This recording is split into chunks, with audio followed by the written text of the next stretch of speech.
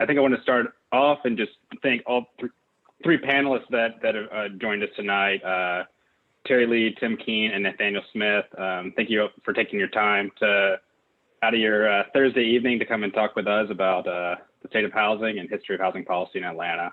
We're looking forward to the conversation. I think I speak for all of us that have been, we're on week 5 of this book club journey. So excited to have you join us for this week as we talk about book club. So for everyone that's on the call today, I know that folks kind of were able to join at different parts throughout the last 5 weeks. And so today I wanted to do kind of a recap of the first 4 weeks of the book club to bring everyone up to speed of kind of where we are now. And then we will have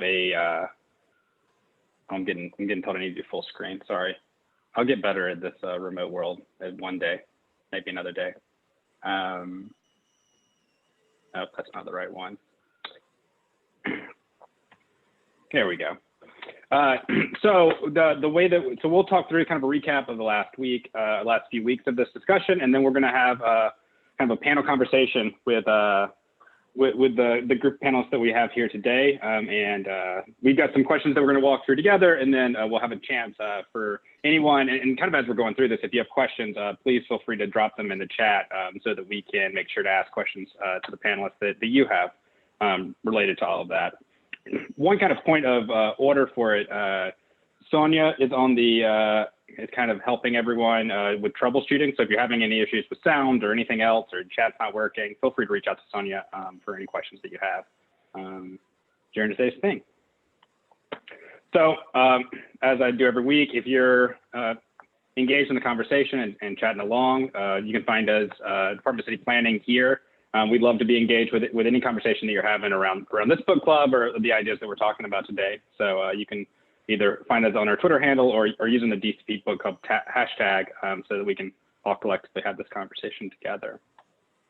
As I mentioned, here's kind of a rough agenda for tonight. And hopefully we'll wrap and get you out by 7:30, a little bit before then. So to jump in to do a quick recap of the first 4 weeks, we started the conversation with Ross gets into early in the book, but really the kind of basic guiding question throughout all of this that we've done is the difference between de facto segregation and de jure segregation, and really the basic question of what happened, what segregation exists by accident, and which of that is a product of laws and policies and initiatives, oftentimes that federal, local, state governments played in segregating a city along race and class lines. And the goal of that really is asking the question of how do the housing policy decisions of the 20th century still impact Atlanta today? And we've spent the last 4 weeks talking through really learning our history so we can understand how we got here so that we can think critically about where we go from here, and understanding how we got here will hopefully help us chart a course to a better Atlanta and a better future. So we started the conversation in week 1 talking about the use of land use and zoning to design a city for economic exclusion. And we started with looking at Atlanta in 2018 and Atlanta in 1940 to really ask the question of what's changed over the last century and what's interesting about that and how has that played a role in some of the housing situations we're dealing with today.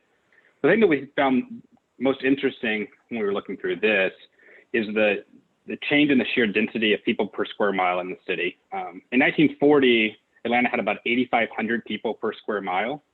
But in 2018, that number had reduced down to about 3,500 people per square mile. So the basic question was, like, how did that happen? Why do we go from a relatively dense city that's comparable to, say, modern day Baltimore to a city that has such a low population density? We looked at the first adopted zoning code in the city of Atlanta, which is the 1929 zoning code. Things that we found interesting when looking through here were, one, that this zoning code had no exclusionary single family zoning whatsoever in it. That the orangish, yellowish areas in this zoning code allowed for up to 2 family dwellings and allowed for accessory dwelling units in addition to that on those areas. And then you have the red areas here were allowed for apartment zones. Now, kind of the good and the bad of that, right? So it allowed for additional dwelling units in these orange areas, but this was the first time that the city dictated where anything over 2 units could go. And this followed what happened in 1922, which was a racialized zoning map that the city tried to get passed, and the state Supreme Court shut it down, that using zoning to separate where apartment type buildings went and where non-apartment types would really lay the groundwork for single family that would come later, that folks that could not afford a single family or even a duplex, we don't want those people living in our neighborhoods. And that often went along race and class lines, where Black and brown communities, immigrant communities were then put in the apartment zones, and the predominantly white neighborhoods were put in the dwelling house area. So this is the first time the city is basically determining where you can live or what you can and cannot build based on class lines. But because the Supreme Court said in 1917 you cannot have racially explicit zoning, this was limited to socioeconomic zoning to really pull it out by class. And so then really the next kind of wave comes is the creation of redlining in the federal government in the 1930s and New Deal era America, of using federally backed mortgages, kind of a new innovation at the time, and using this lever to kind of mix to build on top of the economic exclusion through zoning, to do then financial exclusion by race. And so the Homeowners Loan Corporation, which created redlining and created this map, and the FHA, Federal Housing Administration, in tandem backed mortgages in areas that denied loans to Black and brown people, and created in many ways some kind of basic segregation that we see today. A lot of the guiding lines that we looked at there is that the areas kind of, so if you're looking here, kind of your blue and green areas are areas that were newly zoned single family, was kind of a new iteration of the time. These are zoned single family and included deed restrictions that the FHA favored, kind of creating these predominantly white and sometimes all white communities. And the federal government backs mortgages, saying we want more of that. We don't want to give mortgages in areas of town where there are Black and brown and immigrant communities. And so two things happen, right? You create this opportunity for wealth that's backed by the federal government in white communities, and then you cut off all of the assets, the opportunities to build wealth, and create a real area of disinvestment that lays the groundwork long term for urban renewal and other levels of disinvestment where neighborhoods get destroyed because of lack of investment, in large part because of the actions of the federal government through the 1930s and 40s. So then we spent some time looking through the red line areas that happen in the city of Atlanta. So this is the areas that you see here, which are predominantly kind of through the core of the city, and then you have one that we talked about here, which is now Frankie Allen Park in the north side of town. These areas were redlined in 1938, cut off all funding. And so we wanted to look at them and say, okay, today, where are we, and what happened to those neighborhoods 82 years later? The areas in gray here either no longer exist because they were condemned and turned into parks or freeways or stadium projects, or they still remain low to moderate income, predominantly low to moderate income today. That's 86% of the redline neighborhoods today are still have never recovered from the intentional decisions that were made by the government to disinvest in these neighborhoods. So we talked about the diverging paths of that. This is a neighborhood called Foggy Bottoms, which is now today the site of the now closed Atlanta Civic Center. And the creation of the opportunity for this really falls from the redlining that happened, the disinvestment, kind of the cutting off of any kind of economic opportunity of these neighborhoods, then lay the groundwork for urban renewal that comes in the next few years. And then local governments then choose where to raise entire neighborhoods and erase them from the city. And so much of the urban core gets erased because of this kind of, we basically created low-income, desperate neighborhoods because we cut them off from opportunity, and then we use that very reason to tear them down. At the same time, you've got federally backed mortgages in predominantly single-family, predominantly white neighborhoods that are continuing to advance and continue to build wealth generation after generation at the exact same time. So as some neighborhoods are being erased off the map, others are being built up. And this breaks across white and Black communities predominantly in Atlanta. the other thing we looked at is the other side of the fallout, right? So the center of the city here gets raised. You have your two freeways split the middle of the city up and cut up neighborhoods, and then you've got things like the Civic Center and the stadiums that are built here. And then everything else by the early 1980s and still today gets zoned single family housing. So this kind of relic of using using zoning code to create economic exclusion kind of continues again to today. And the single family exclusionary single family zoning that exists in Atlanta today has created a situation whereby Atlanta is the 316th most densely populated city in the United States. It's the least densely populated major U.S. city in the United States. And the reason that's important, and the reason that the exclusionary single family zoning is something kind of to look at again today, is that because Atlanta is seeing significant population growth in the last decade, and is at a point where in the next few years, it will likely eclipse its highest population total ever. The city has a bit of a housing supply problem, and the housing supply problem is really due in large part because we're not able to produce enough housing, and our zoning limits our ability right now to create housing options and types that are traditionally more affordable, but also just general housing supply that the city needs in order to accommodate the population growth. And the limited and restrictive zoning that exists, that was designed in large part to be economically exclusive, is part of what today is still driving up the housing costs in the city at a faster rate than it would otherwise.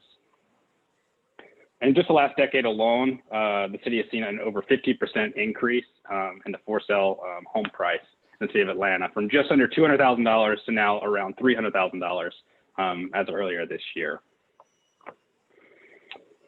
One of the other things that happened because of the ways in which the city was, the redlining and others intentionally segregated the city, is that still today Atlanta is segregated, even across its areas of the city that are exclusionarily zoned for single family.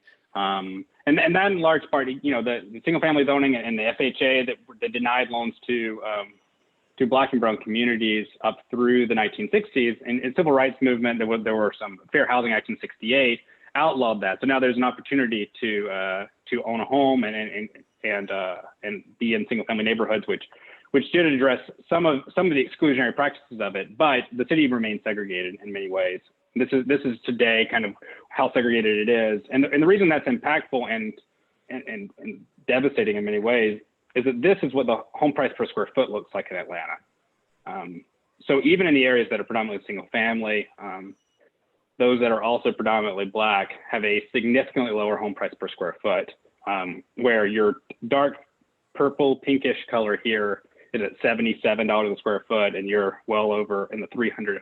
So this is a 3 times difference in the cost of a house. And we spent some time last week talking about how oftentimes they're very similar homes. They were built around the same time. They look quite similar to one another, similar square footage. But if you look here, this one up in the northeast side of the city is around $715,000, while this one here is at $259,000. But they were built within, I want to say it's like 7 or 8 years of one another. And so we kind of wrapped our last week and talking really about the ways in which the policy decisions that were made over the last several decades, last 100 years really, in the city of Atlanta and across the country, have left us with a city who has the worst income inequality in the United States. And one of the things, I missed a slide somewhere. Oh, must have been from another one.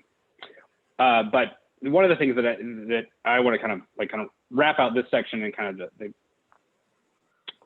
before we jump to the panel on is really contemplating how we got here. And then I hope that tonight we can start thinking about what does that mean? What can we learn from that? And how can we start thinking kind of into the future on where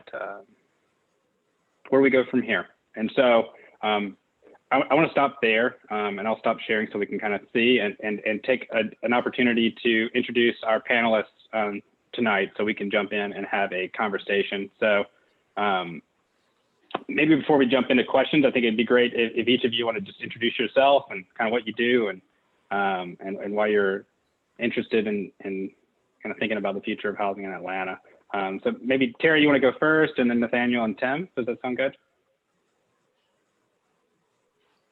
You're on mute, Terri, I Tim. think you're on mute. You're on mute here. If I could get just $1 for every time I do that a day, I think I'd be able to pay my mortgage. But good evening. My name is Terri Lee. I'm the Chief Housing Officer for the City of Atlanta. And when you think about, and I'm responsible for carrying forth the city's vision, the mayor's vision for providing and really having a more in-depth focus on affordable housing here within the city of Atlanta. I do what I do on a daily basis, quite honestly, because it's inbred in me. I've been working in planning and community development for my entire career, for probably over a 27-year career. And I've been very fortunate to have the opportunity to be involved in a lot of good decisions. And quite honestly, I've been involved in some decisions that may not have been so great.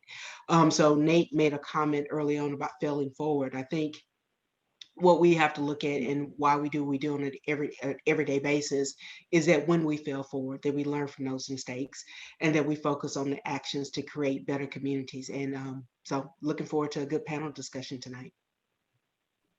Cool. Thanks, Terri. So I guess I'm on, Josh. Yeah, go for it. Okay.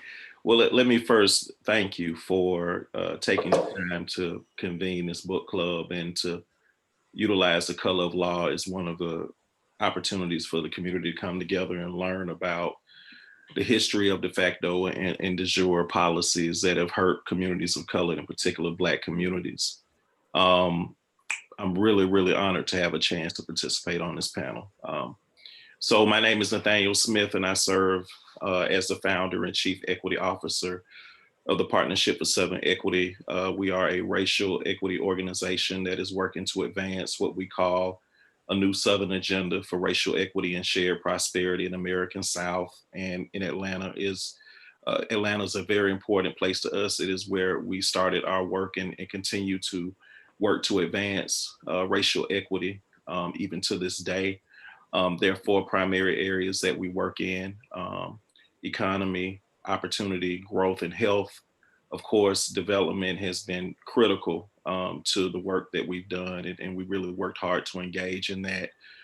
Before that, of course, let me first say that I'm a 3rd generation Atlantan. I've been here, my family has been in Atlanta for a long time. So I've had a chance to not only learn about it from an academic perspective, but I lived some of the things that I'll talk about today. And I also had the honor of being an affordable housing advocate for many years at the Atlanta Neighborhood Development Partnership, where I had a chance to advocate and expand certain policies, and at the same time, do my best to hold certain segments of our community accountable for some of the decisions that they've made. And we're still there, trying our best, and now within the context of my role at PSC, trying to do the same thing. So again, glad to be here and just look forward to participating in this conversation. Cool. Thanks, Nathaniel. I'm Tim Keane, the Commissioner of City Planning for the City of Atlanta, and I'm very happy to be here with Nathaniel and Terri to discuss this. And so I'm the Commissioner of Planning, and this book club and the discussions around this we've instigated, and really as a prelude to a series of things that we'll be proposing to Atlantans on how to address housing in the city. And the only thing I'll say maybe in advance of the discussion is we believe strongly that in order to address this issue the way we think residents of the city want to address it, we cannot expect that we will subsidize our way to this solution. Simply is not possible. There is not enough. Every city in the world has proven that. So this is not a brilliant thing to say, but it might need saying that if we really want to address this issue, we actually have to have some discussions about the settlement of the city, like how we build things, what we build, where, and that can be a hugely difficult conversation because you're talking about my neighborhood, and you're talking about my street, and you're talking about my property. And that's very uncomfortable for people. And honestly, it's a much more comfortable conversation for many people to talk about subsidies, because then they can say, someone should be paying for this. And it doesn't get around to necessarily, in every case, what's my contribution? And when you start talking about neighborhoods and settlement, you're starting to talk about all of our contributions. And honestly, the degree to which we have success, who knows? We'll see. But for us, this is the conversation to have. If we are going to address this issue the way we believe so many of us are interested in. So that's why we've been doing the work we've been doing, is to get to these conversations. And Josh, thanks for organizing this, and all your team is doing to move this forward, which is a tremendous amount.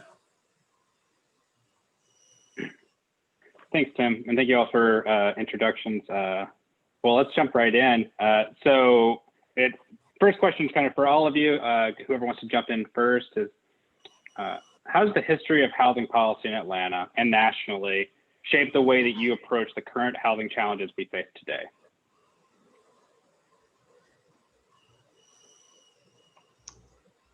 Okay, so I'll go first. Yeah, I'll go first. So I think, so let's just be real, right? If you go back to the first really federal housing policy from 1937, where federal government allowed for the provision of public housing, it was a segregated conversation at the start. And we saw that segregated conversation come out in Atlanta with the building of old Techwood homes from a public housing perspective, which was for white people, and university homes, which was for Blacks. And so from the start, at a federal level, we've encouraged segregation of housing for certain people. You showed a picture of the Civic Center, which is old Buttermilk Bottoms. Let's have a conversation about that. The Civic Center, it was Buttermilk Bottoms. People were displaced due to urban renewal, and they were really relocated to replacement homes at Bowen Homes, right? That was on the west side. So you move people from the center core of the city, you move Black people from the center core of the city, and you move them to the outskirts of Bowen Homes. And so when you start thinking about the fact that the federal government, and this has been adopted by many state and local governments, the notion of decent, safe, and affordable housing started in 1937, and some 80 years later, we're still talking about decent, safe, and affordable housing.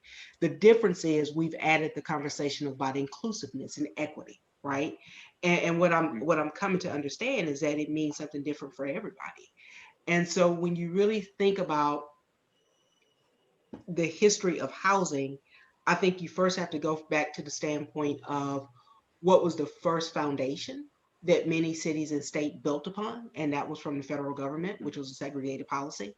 Secondly, you have to look at it as to how we deployed it right here in this city from a segregated nature. And then third, you have to look at what we're doing today, and are we doing anything different, quite honestly? Are we truly addressing it in a different sense? And when we talk about affordable for who? And affordable where? Those are the things that we really, I think, have to start thinking through.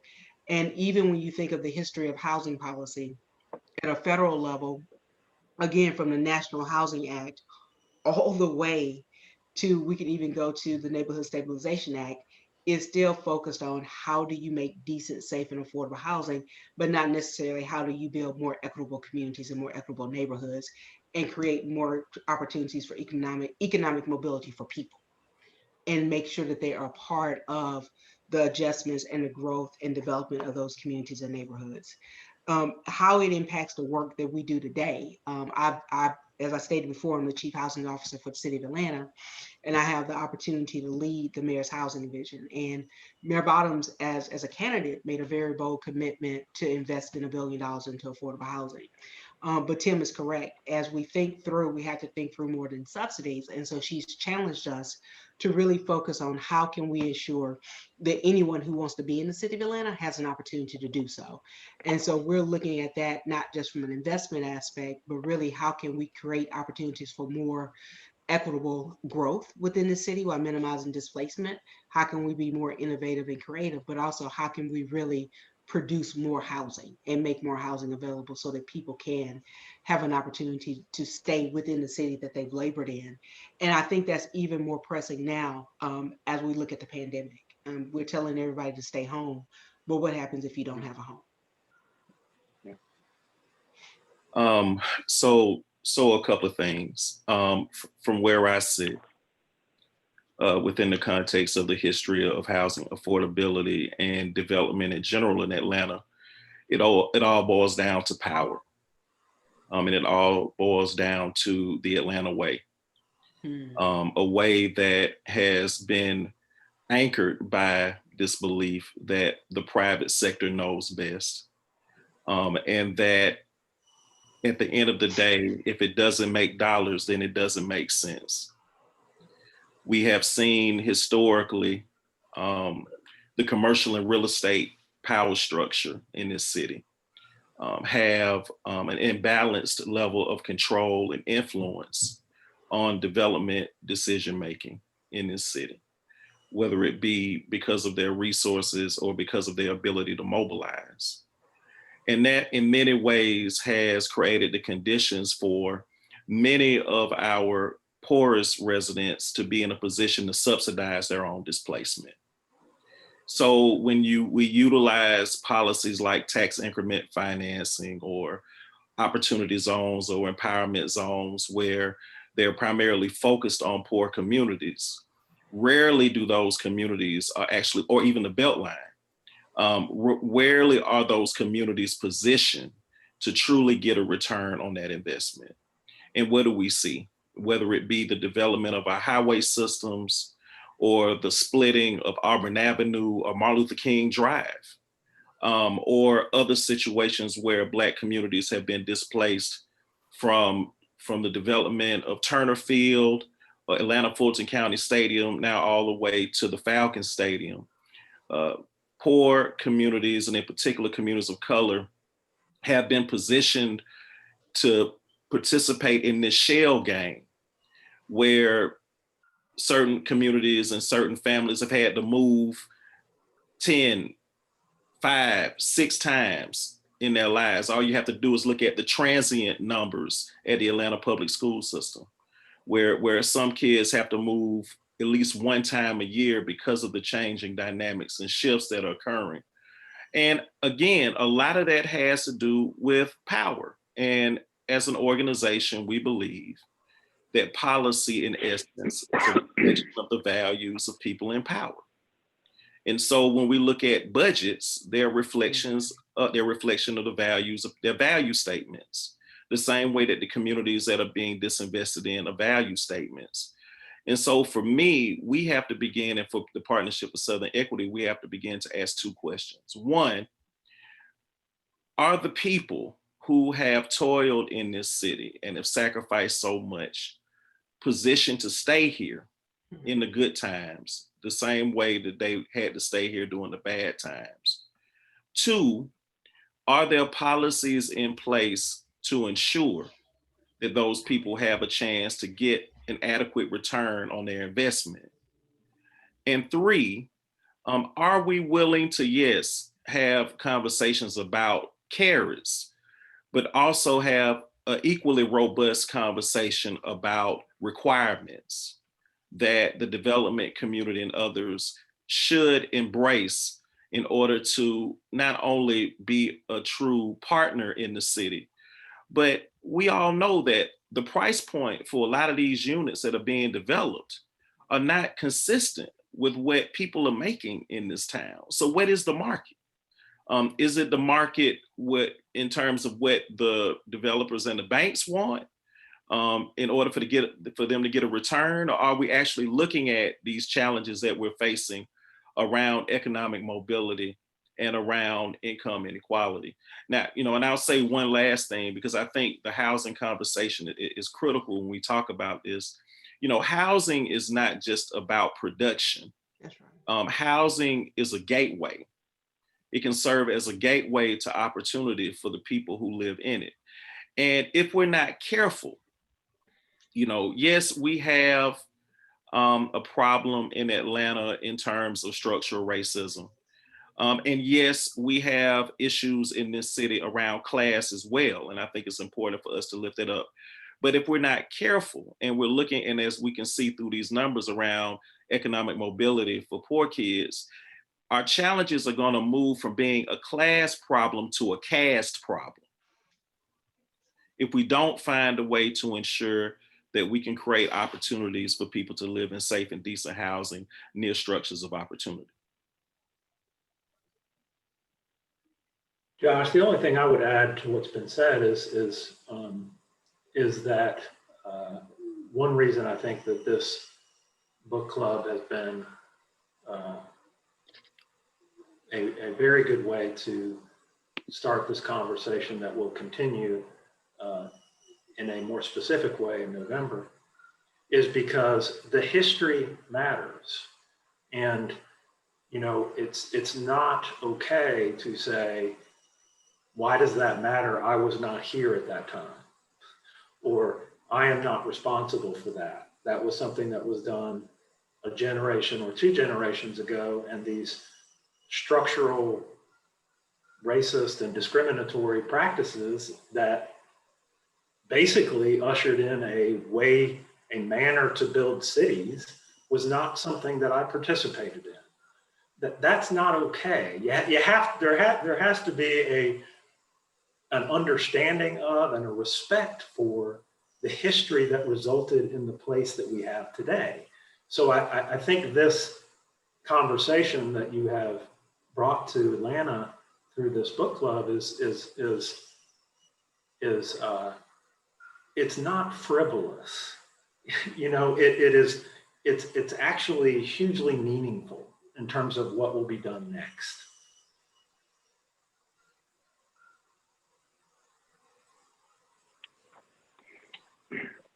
Thank you all for that. I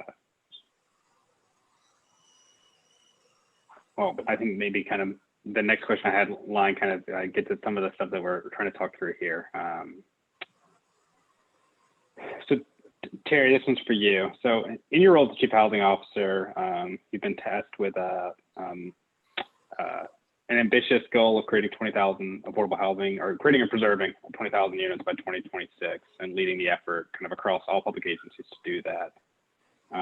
We've talked a little bit about kind of the limitations of subsidy, but obviously that's a big part of this work. How does your work to advance affordable housing in the city seek to address the structural inequalities that still exist today? Yeah, no, thanks, Josh. So I think the first thing I would start off with saying is that I haven't been tasked with it, with creating the goal of 20,000 units.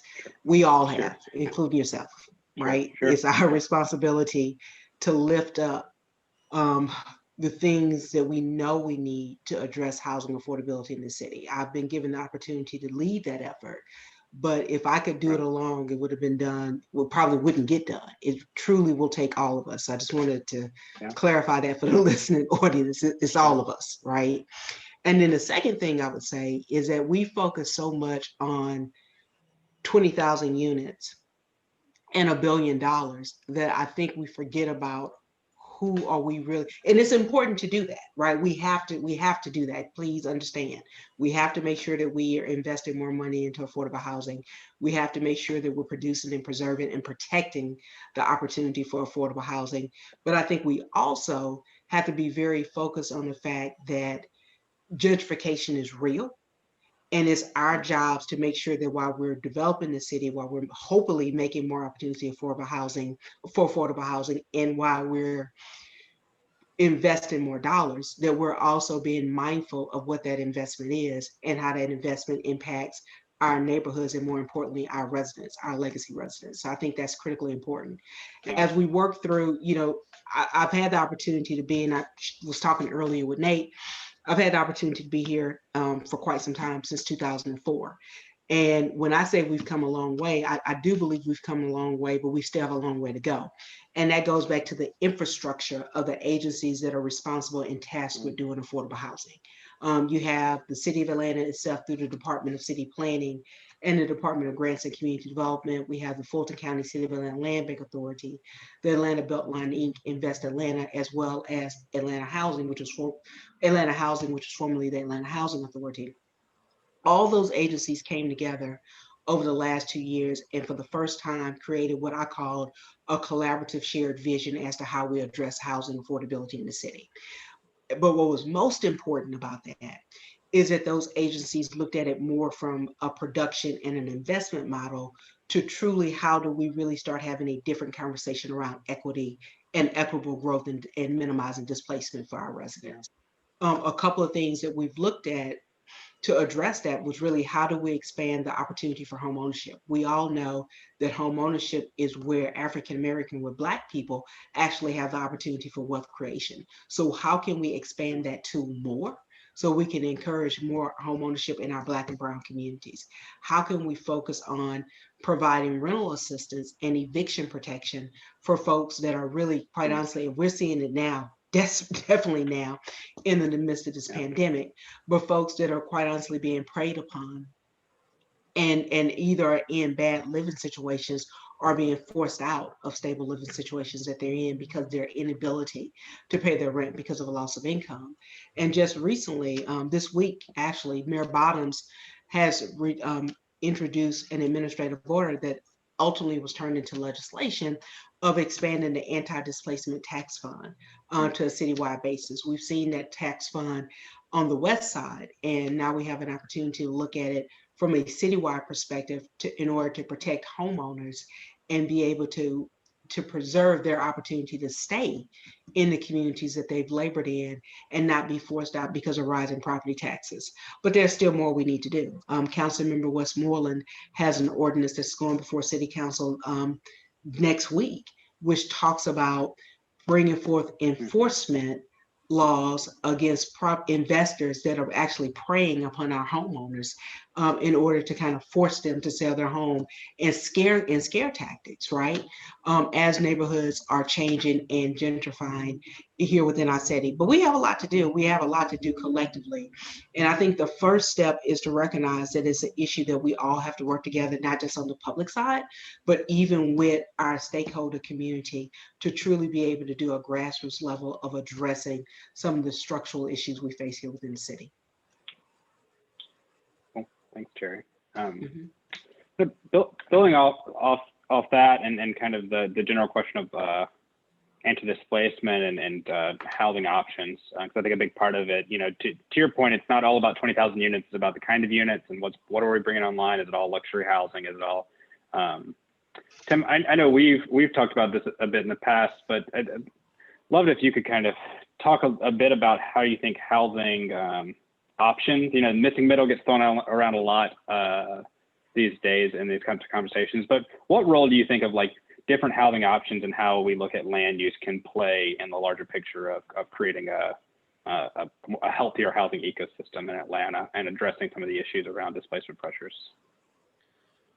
Well, I think it's fundamentally important. It's something that I don't think we being really the larger planning profession, but I'll talk about Atlanta, have spent enough time on, because essentially the development that we have in general, but as it relates to housing, creates very few options, very few choices. And, we basically have a small number of residential building types that we build in Atlanta. We build a 12 plus story up to 20 or 30 story apartment building. We build a 5-story apartment building, basically. We build a townhouse. We build a single family house. So a few, maybe there's one I'm missing, but a very few number, which is, unfortunate. And I think we have to address that issue and find ways in which we can be more ingenious about housing in terms of its design and construction. And that is going to have a lot to do with how we regulate as well, because our regulations are very much a product of a generation or two of zoning, and I think this is really central to the discussion that we will have is we've become so accustomed to these few number of building types and the way we build the city that it's hard to let it go or think that there could be another way. And we need to explore that. And it's not as though we're not talking about something fantastic here. We're talking about, fundamentals of how you build and how you build affordably. But it gets into issues of density, but density is an issue that, the conversation around it depends on what part of the city that you're in, and looking at trying to enable this kind of growth such that we can accommodate a greater variety of more affordable housing, but do it in a way that's commensurate with the basic physical characteristics of Atlanta. You don't ignore those. You understand those and you say, okay, how can we work within these physical characteristics and achieve density in a variety of ways across the entire city? That's really our challenge. Yeah. Cool. Thanks, Tim. Nathaniel, so the Partnership for Southern Equity leads efforts to identify and address structural racism across the American South and in Atlanta. What role do you think that housing policy has played in the creation of segregated and unequal cities? Well, I mean, if you start all the way with zoning, right, and the way that zoning is used to minimize, as Tim said, the types of housing that can be developed on a particular lot or in a particular community, that is a form of policing, right? And policing, unfortunately, in many ways, has not been good to Black folks and communities of color, right? So if you look at zoning as policing, the policing of land in many ways has been utilized to segregate communities and to minimize opportunities for communities to have access to opportunities and have a certain quality of life. Of course, also, if you look at the mortgage industry and whether it be the FHA rules, even the subprime market, again, policies were not only used to focus certain communities into certain residential areas, but also minimize the opportunities for communities of color to maintain and accumulate wealth. I mean, that is why the subprime market was created. Even when Black communities and communities of color had the same credit, they were still in many ways steered towards the subprime market, right? Which created minimal opportunities for them to accumulate the type of wealth that they could have accumulated by being a part of a conventional loan. We've also talked a great deal about redlining and this idea that place matters. And, when you are in a community that is impoverished and challenged, and a great deal of your school funding comes from real estate taxes, then it minimizes the opportunity for those resources to be distributed equitably in a way where those children can actually benefit in the way that they need from the taxes if they lived in a more well-to-do and wealthy community. So housing in itself, it has played, and the way that housing has really been connected to the history of structural racism, and the history of land in our nation, which began, unfortunately, with the stealing of land and labor, right? It's all still connected. And we have to really understand that. I mean, even when we think about the policies that could have easily played a more equitable role in ensuring that communities were not displaced, for example, with Hope 6, if we were able to advance a one-to-one replacement policy, right, with our Hope 6 legislation, working to ensure, I mean, we have a one-to-one replacement policy for our tree ordinance. So, I mean, it would have been great if we would have had an opportunity to say, hey, if we're losing an affordable unit through Hope 6, we need to replace that unit somewhere else. You know, that would have, I think, created a better opportunity for people to remain. And there are other examples as well that I think we can really learn from some of our mistakes. But, you know, I would say that housing, just like the history of transportation in our region, are two key places that a person can really learn about the history of structural racism and inequity and how it's affected not just communities of color, because I also want to focus also on the legacy residents of the city of Atlanta, the people who have been here and who I believe in many ways are the most vulnerable as it relates to the challenges that we're facing around affordable housing and displacement. There used to be a time where we had, the numbers said that we had more folks who were impoverished who lived in the city than in the metropolitan Atlanta area. That is flipped now. We have more impoverished and poor people now who live in the suburbs than live in the city of Atlanta. I mean, that didn't happen by happenstance. And we have to own that and figure out a way to make sure that we don't lose this opportunity that we have to make sure that Atlanta remains a city for everybody. Thanks for that, Nathaniel. I know we talk a lot about kind of overall cost of living, and the way in which Atlanta is designed now creates a car dependency is a part of the cost of living. I think the average cost in 2019 to own a car in the U.S. was about $9,000 per year. If you have to own a car based on the way the city is designed, that adds to your overall cost of living. And so thinking about that is also part of how we think about the future of the city, and the way that the current way it was designed kind of bakes in this kind of requirement for home ownership, and the more suburban development patterns do that. And so that creates other challenges, right? If you can't jump on a bus or train to get to a job, it adds to another kind of cost requirement to that. And one quick thing, Josh, I mean, and that is why the work around equitable transit-oriented development is so critical and important, right? I mean, how can we leverage these opportunities near transit to develop mixed income housing? I mean, the data is showing us just because someone lives near public transit doesn't necessarily mean they will use it. But mixed income developments are more likely to increase ridership than more homogeneous types of housing being built around transit stations. So let's follow the data and the information and try our best to create as much mixed income housing as we can around transit stations. Yeah, that's great. Thanks. So Tim, next question for you.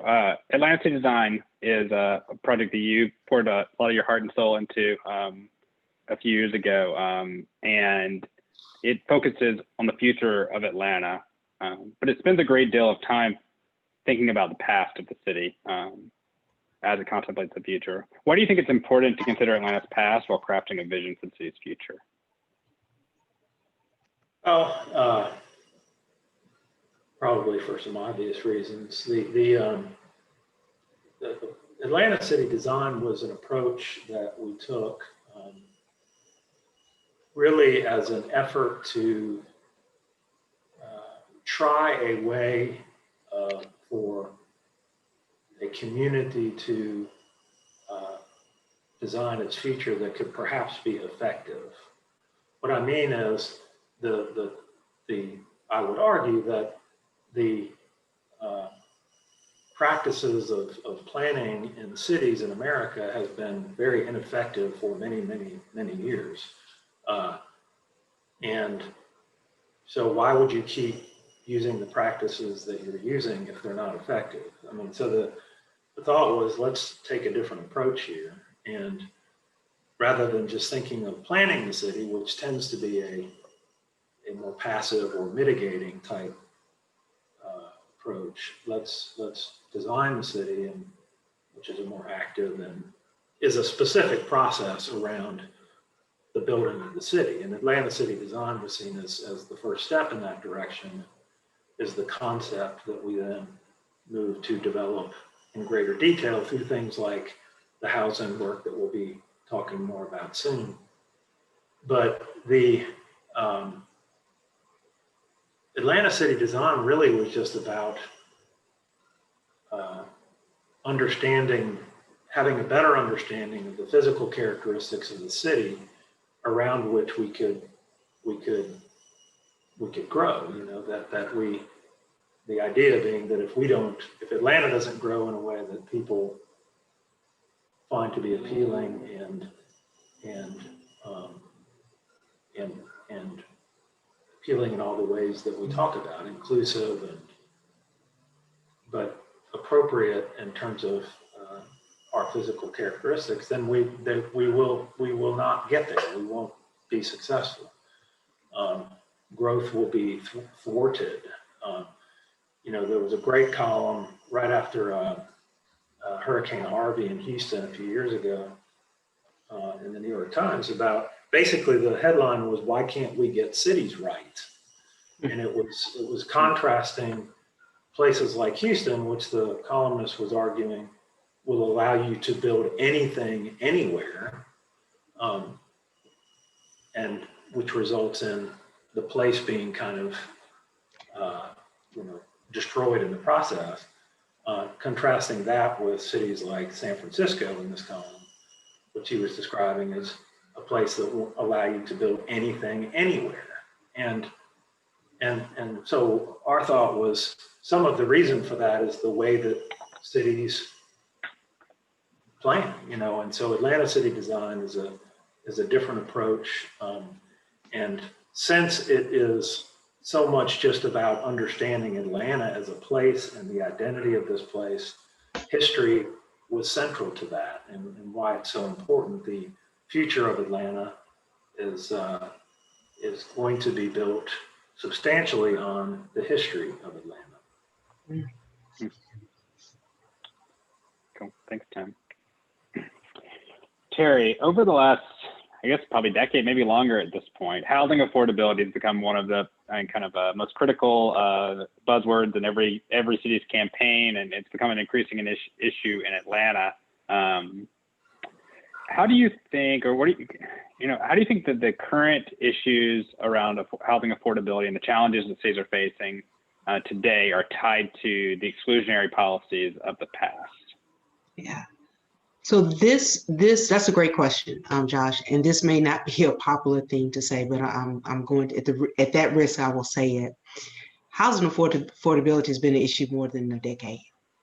Okay, let's just be real. It's been an issue more than a decade. I think back to my own upbringing and the fact that my mom couldn't afford a home. It only became a pressing issue when it started impacting more than Black people. So let's just be real about it. So it's been an issue for a long time.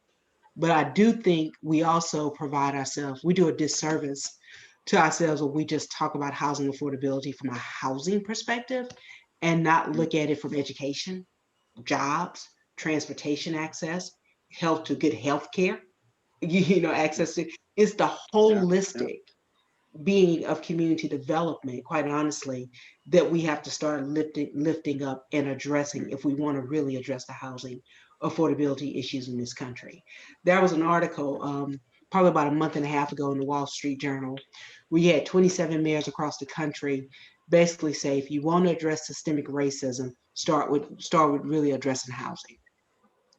I agree with that from the standpoint that if we haven't learned anything else in this pandemic, we've learned that everybody needs access to safe, decent housing. We've learned that. But I would dare say that we just can't stop there.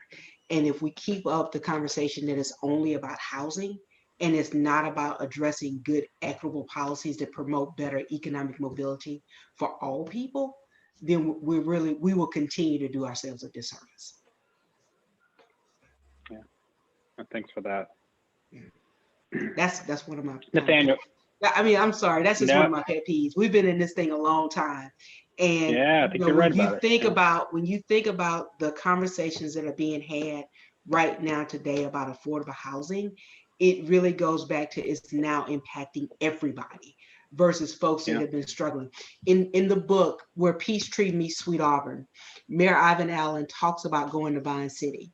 And when he went to the Vine City community, he was introduced to just really a slum. And he saw little Black kids playing in the street with a dead dog. Right. And so he went back to the office that next day and he called his entire cabinet together and said, we have to do something about those conditions in that neighborhood. I dare to say we still have some neighborhoods in the city of Atlanta right now today that we need to do something about. And so we have to start having real conversations and be very intentional and quite honestly, very transparent about the situation that are facing our people within our communities and use our power and influence to do something different about it. Sorry. No, thanks for that, Terry. You're right.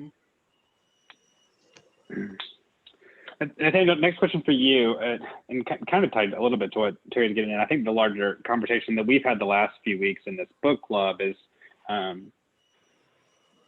it's really, there's a great value in learning our history and learning how we got here.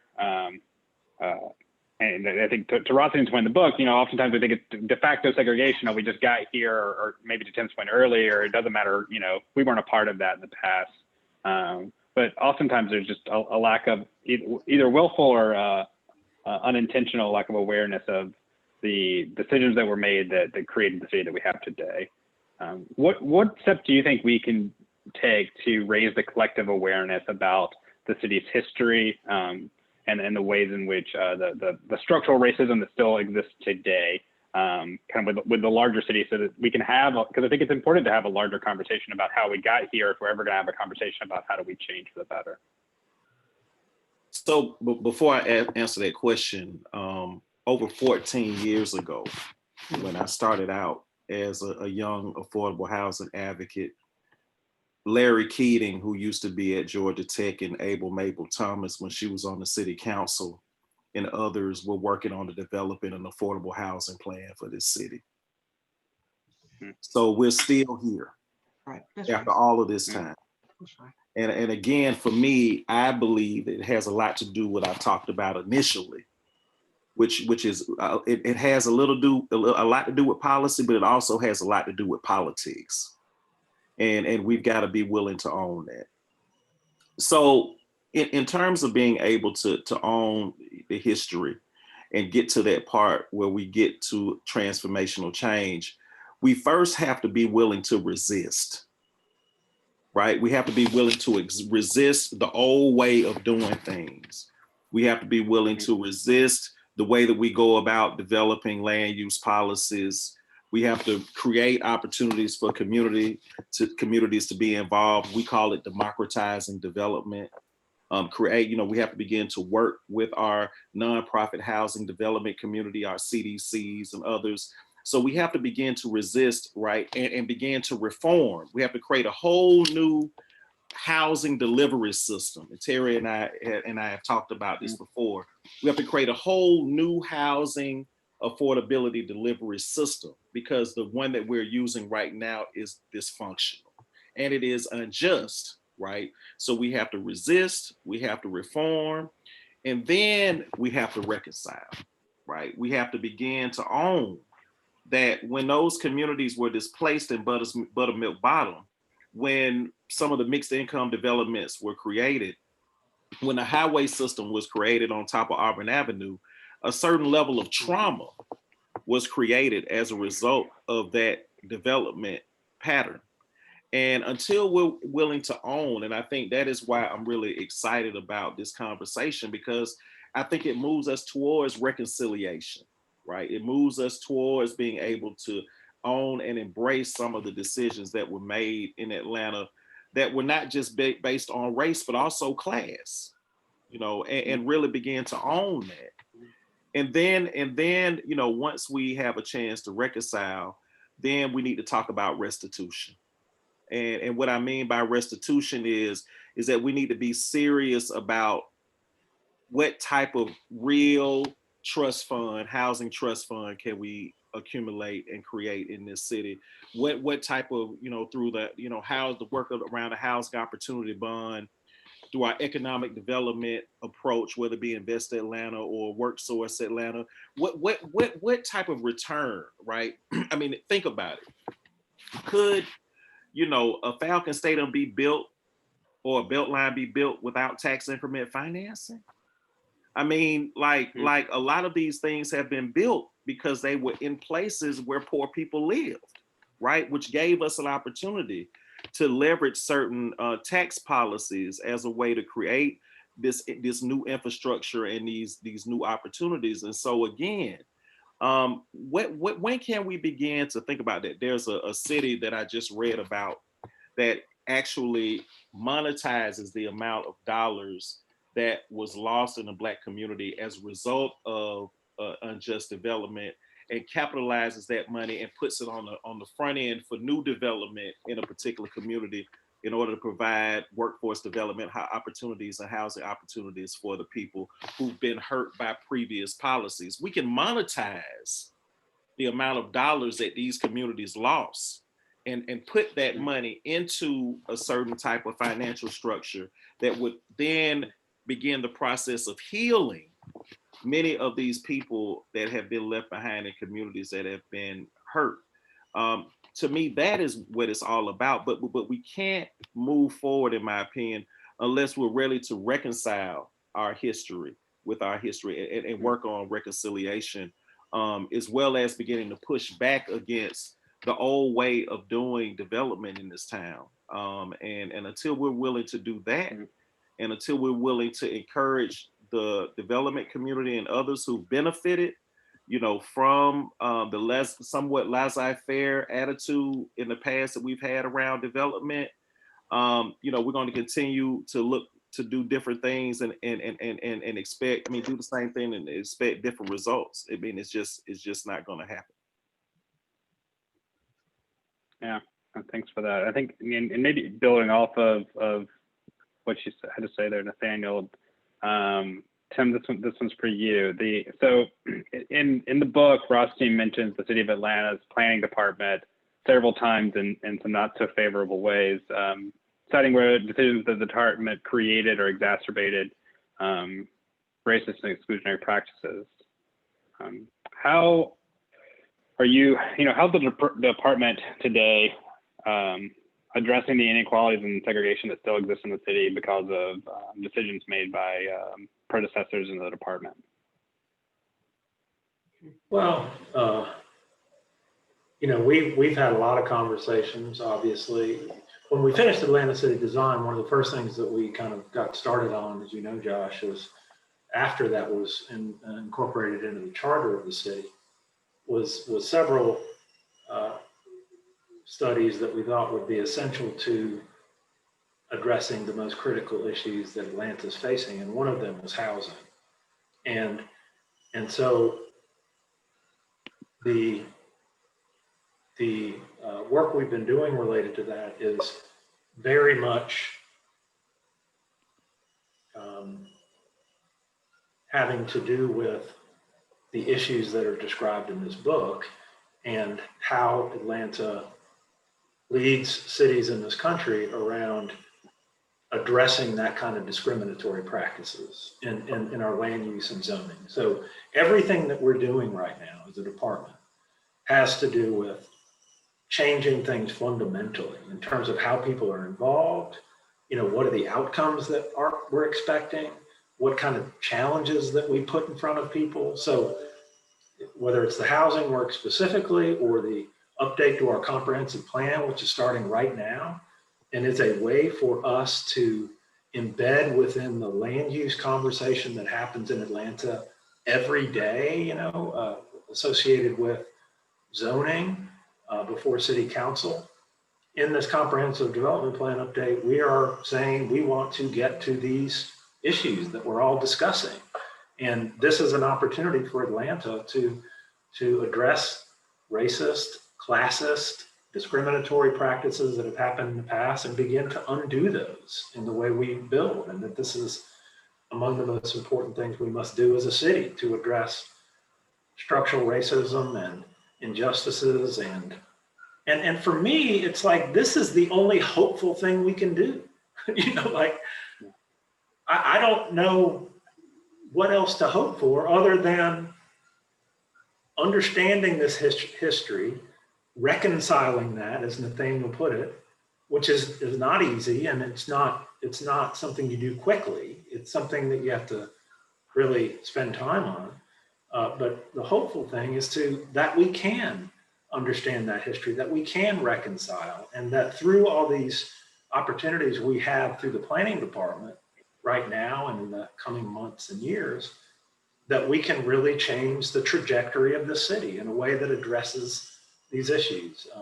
And I know we got to jump to other questions. Just one other thing is Nathaniel was talking about all those ideas, which I enjoyed hearing about, related to how you get to kind of the financial aspects of this, the economics of it, and how the discriminatory practices and the real estate development world is part of the issue. One other thing I think about, because we've been talking about transportation, is a larger discussion of just about how we spend money on public things. You know, I'm always just floored by how much money we will spend as a community, and I'm talking kind of bigger community here, but on, you know, transportation related investments, and frankly, highway related investments that we're still making, that equate to the billions.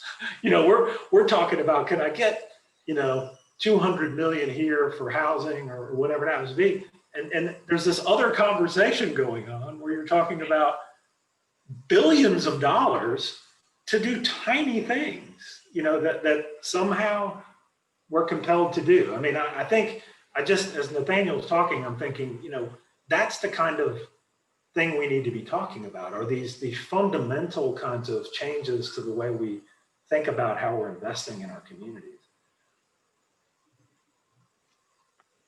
Nathaniel, you're mute.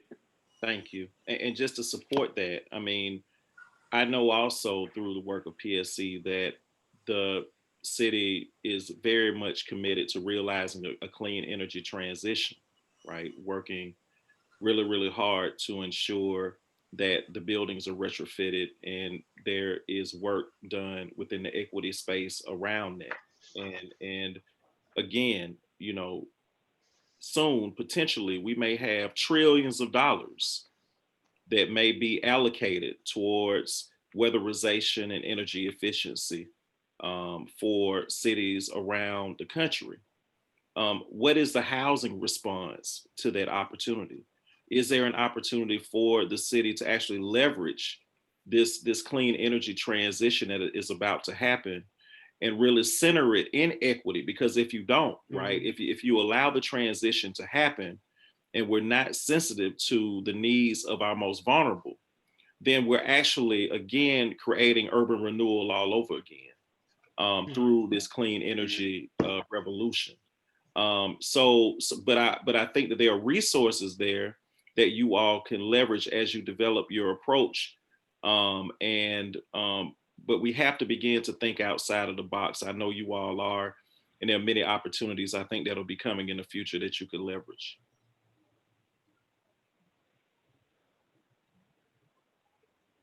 No, that's great. Well, I want to take some time to do some questions from the audience. They've been folks have been sending in questions in the chat. So unless it's otherwise directed, I'm just going to kind of throw them out, and whoever wants to jump in, feel free to chime in on your thoughts on this. So first question I'm going to ask is from Ryan. Are there any cities that have implemented, that you know of, that have implemented a successful model for safe, affordable housing?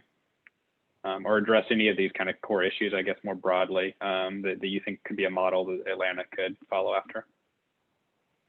Yeah, so I'll start if you all don't mind. What I've seen over the course of my career is that there's not a city that has solved in this country that has solved affordable housing. What I have seen, though, is that every city has different tools or practices that could possibly be used from an innovative standpoint, right? You have a lot of cities who have trust funds. dedicated for affordable housing. You have cities who have inclusionary zoning. And let me be real clear, inclusionary zoning works before your market takes off. Okay, after your market is taken off, it's a little difficult. And Nate was on the battlefield with me back in 2007 when we attempted to have inclusionary zoning here in the city of Atlanta. So, each city, I think, has something that you can take. Seattle has some things that we can look at. New York City has items that we can look at. Washington, D.C. has made a commitment from its general fund, I know, for the last 3 years towards affordable housing. Chicago has things we can look at.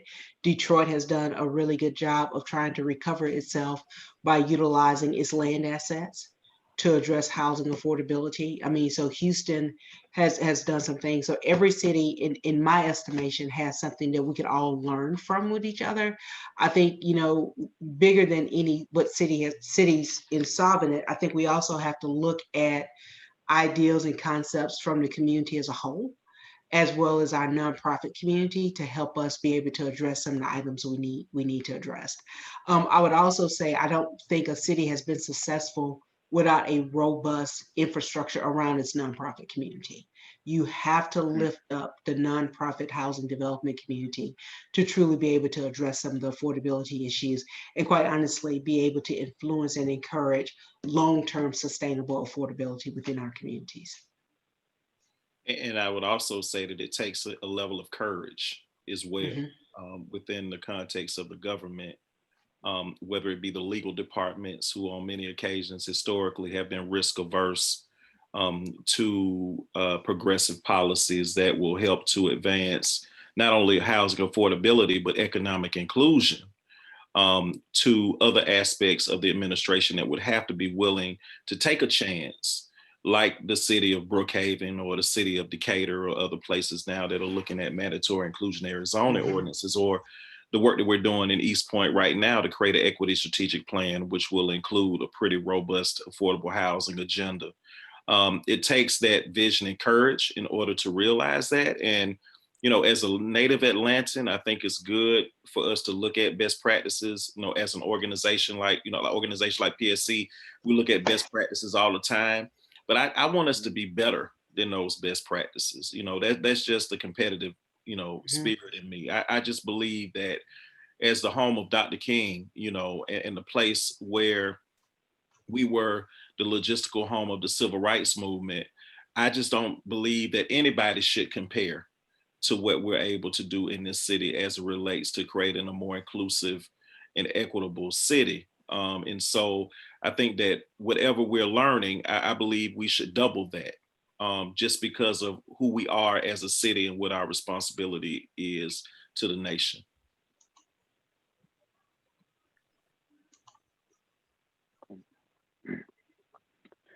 Thank you for that.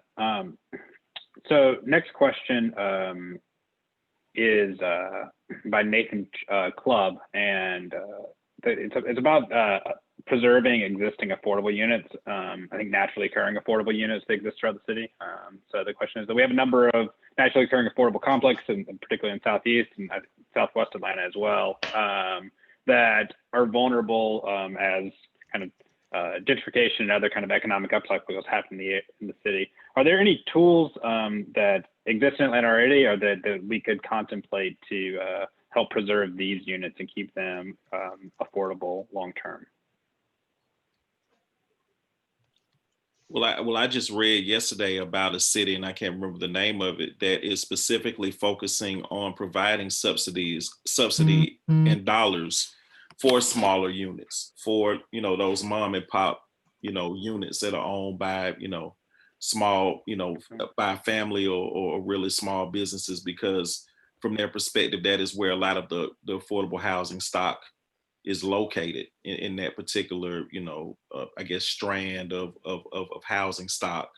So there is some national work being done, and I'm trying to remember what city it was. I just kind of glanced through it, but there are some strategies around it that people are doing around the country to really focus specifically on those types of units.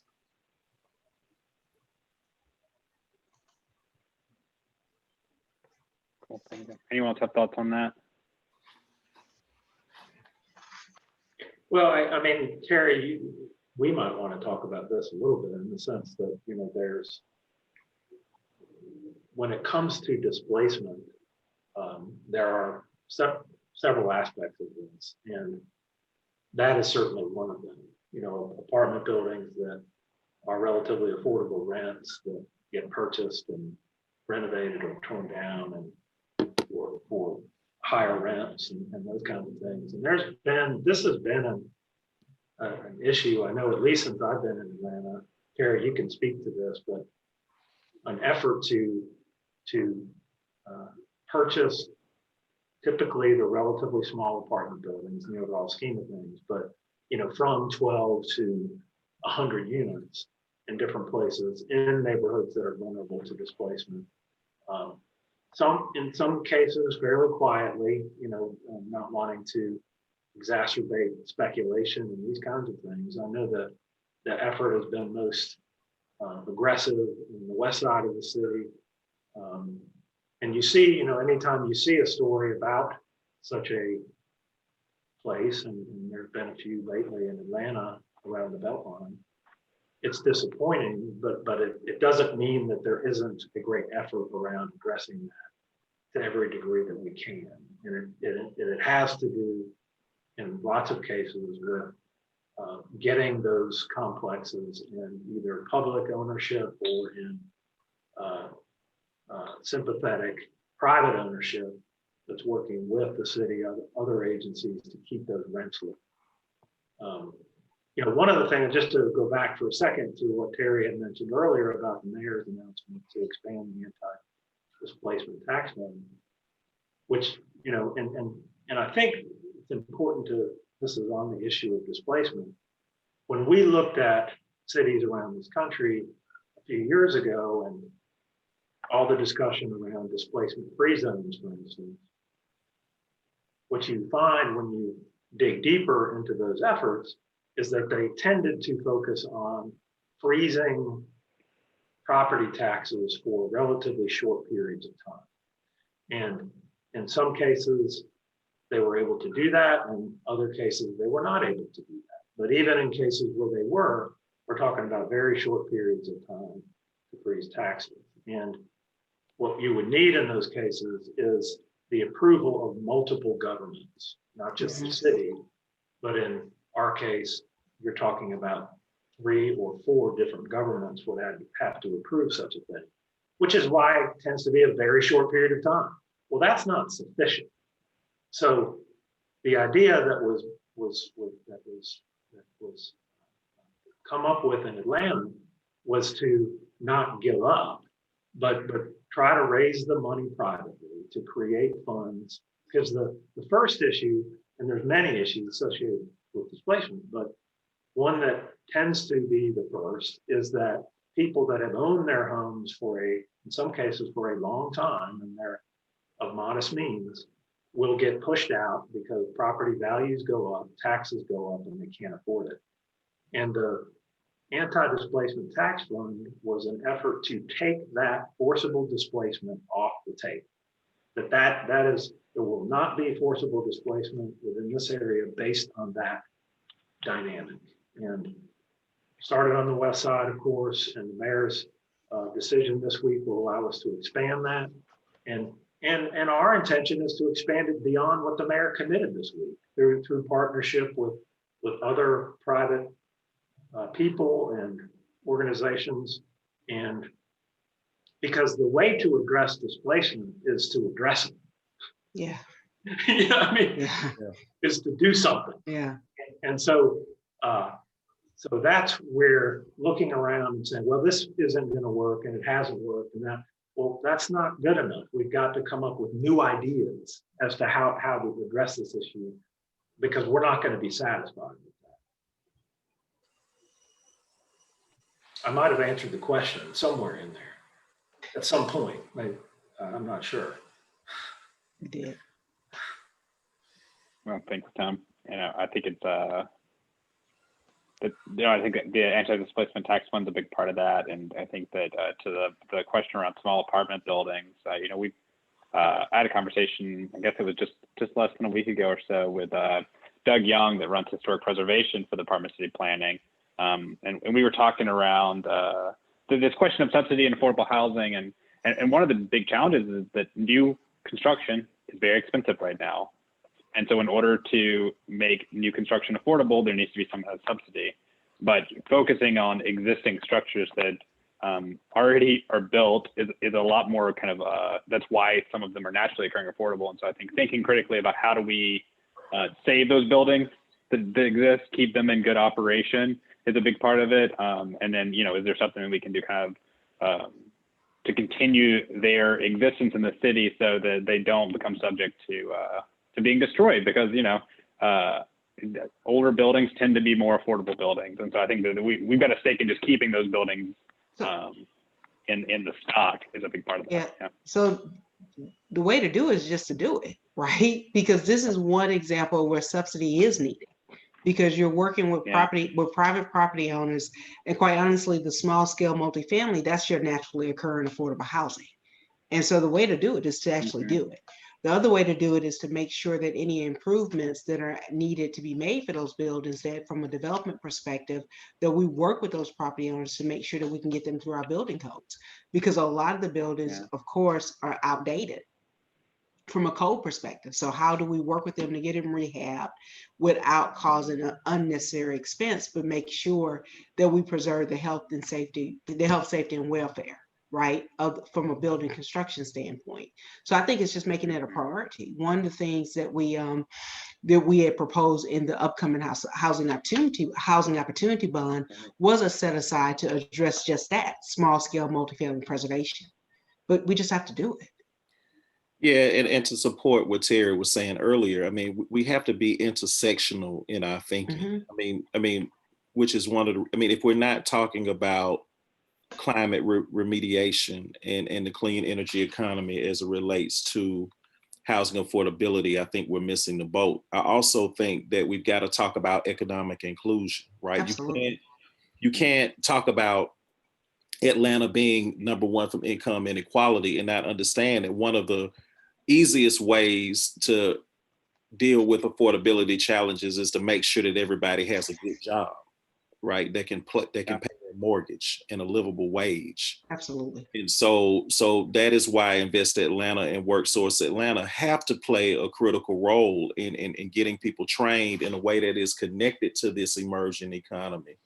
So Terri can do her part in making sure that there are policies in place, there's capital in place, there's the will in place, while at the same time we've created, a supply side approach to ensuring that affordability is done by ensuring that people can afford housing as the market shifts to a certain extent. We've just got to begin to think about, how do we eat this elephant in different ways, and not just through exclusively subsidizing housing, because that's not enough. I do think that we have to have a policy solution.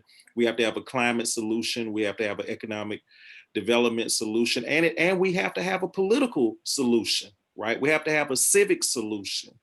And I think that if we're able to weave all of those various perspectives together, I think we could have a more comprehensive approach to advancing an affordable housing agenda in the city. Yeah, no, that's a great note to end that conversation on, Nathaniel, because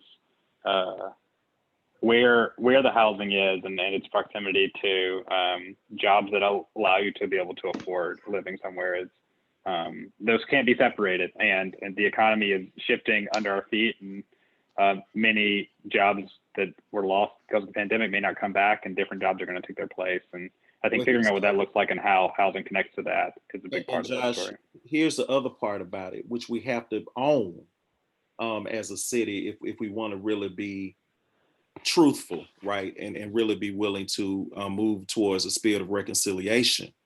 A lot of the Fortune 500 companies that we're attracting to this town, a lot of those jobs that are coming here, the legacy residents aren't prepared to compete for. Yeah.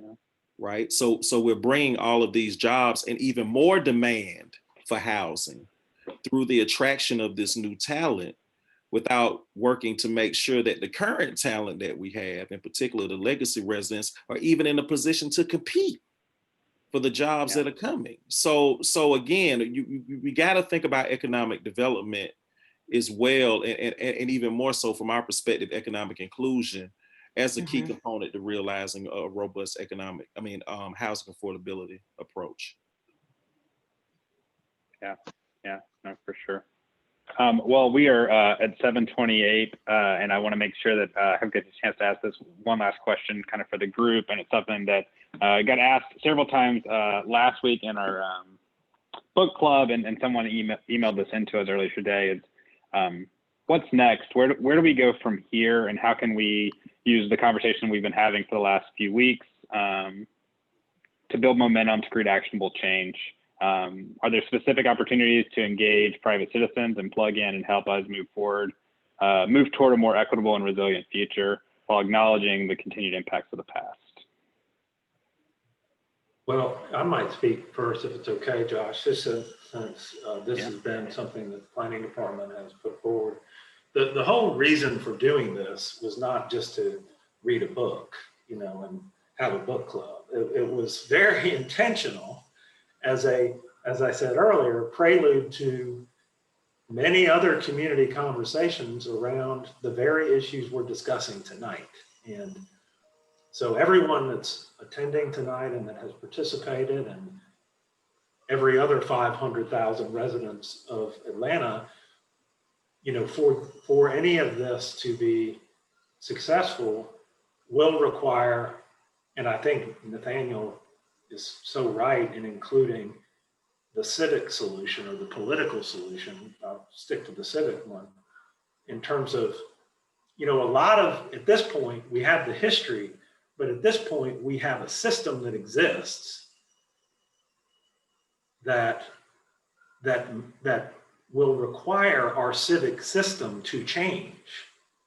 So that requires us to be willing to open our minds to a different kind of way of working and a different future. But my main point was that this book club was intentionally the lead up to specific discussions about Atlanta.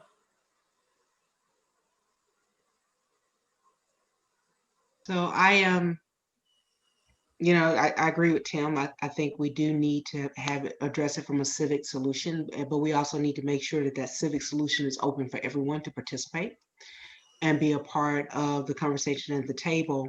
But when I think about where we go from here, I really think it's time for us to move past theoretical rhetoric and actually move to action. We just need to do it. We need to move towards action, mobilize the assets that are available at the public sector level, be more innovative, be more creative, but more importantly, be intentional to make sure that the will is truly there to help address some of the systemic issues we have within our community. It's not just about housing. I think when we talk about housing alone, it really becomes more of a vacuum conversation. I think we have to start having those conversations at the intersections where they meet, and really start understanding who we're helping, and quite honestly, stop making decisions for folks when they can make decisions for themselves, and they can actually help inform some of the work that we do. But more important than anything else, we have to move past theoretical rhetoric, and we just have to move. Nate, I purposely left the last word for you. So like you don't hear me enough, right? So, I just think that we need to move beyond equity and have a real conversation about racial equity in this city. And I think what we're beginning to see a lot is fakequity in this city. We're beginning to see a lot of reports with equity plastered on it, the words in it, but no real indicators that will define how we're going to measure it. We're seeing a lot of corporations throwing money out in ways that are increasing their ability to compete for talent and also their market share, but are not really dealing with the fundamental systems that have perpetuated the challenges that we're facing. And until we're really willing to own, right, the history of Black folks in this city, right, and their relationship to white folks in this city. Yes, our region is becoming more and more diverse, but Atlanta is still primarily a Black and white city.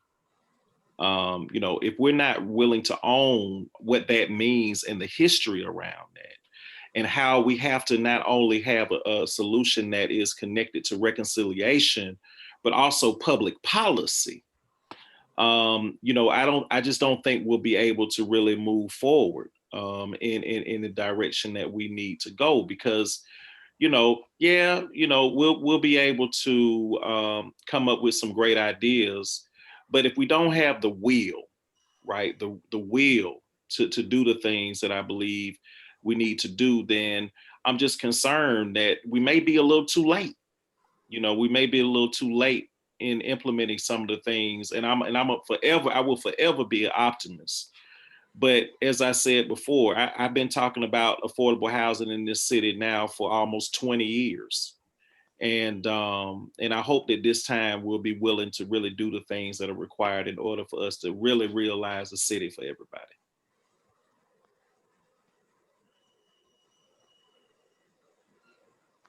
Thank you for that, Nathaniel. And I think we'll call that the last word, like Terry said, and we'll wrap there. I want to just take a minute and thank everyone. I mean, we had, I don't know, 75, 100 people throughout these 5 weeks join us along for the book club for some great discussion. So thank all of you for joining us for that. Thank you to the panelists tonight for this conversation. I think it's given us all a lot to think about and hopefully a lot to do, and not just thinking, but actually do some action with it. And I want to thank you, Tim, for your leadership in the department and pushing us forward to have this conversation and to really think critically of the city of what future do we want to have together, and how do we address the discriminatory practices of our past. And so thank you for that. Thank you all for being a part of this, and I hope you all enjoy the rest of your evening. Thank you. Thanks so much. Thank you, everybody. Thank you all. Thank you.